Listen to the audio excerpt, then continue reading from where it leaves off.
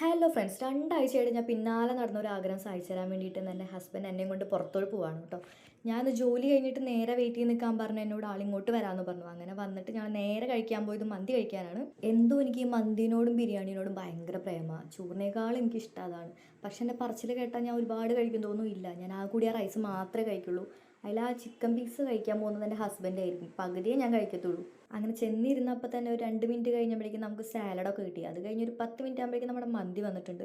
ഞാൻ ഓർഡർ ചെയ്തത് അൽഫാം മന്തി ആയിരുന്നു. ആ 2 ചെസ്റ്റ് പീസിലും വലിയ ചെസ്റ്റ് പീസ് നോക്കിയിട്ടാണ് ഞാൻ എടുത്തത്. പക്ഷേ എൻ്റെ എടുക്കൽ കണ്ടറിയാൻ ഞാനത് കഴിക്കാൻ പോകുന്നില്ല എന്ന്. എന്നാലും ഞാൻ എന്നെ കൊണ്ട് പറ്റുന്ന പോലെയൊക്കെ അവിടെ നിന്നൊക്കെ കടിച്ചു മുറിച്ച് കഴിക്കുന്നുണ്ട്. ഞാൻ പിന്നെ അങ്ങോട്ട് കുറച്ച് സ്നേഹമൊക്കെ കാണിച്ച് കുറച്ച് മന്തി അങ്ങോട്ട് വിളമ്പി കൊടുത്തു. എന്നിട്ട് ഞാനും കുറച്ച് റൈസ് എടുത്ത് കഴിച്ചു.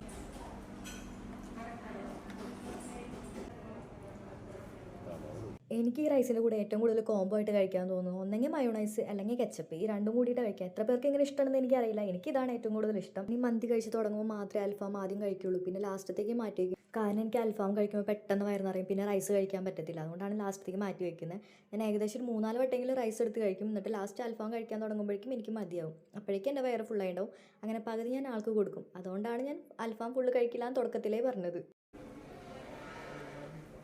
അങ്ങനെ ഫുഡൊക്കെ കഴിച്ച് കഴിഞ്ഞ് നേരെ ബില്ലും കൊടുത്ത് നേരെ വീട്ടിലോട്ട് പോവാണ്.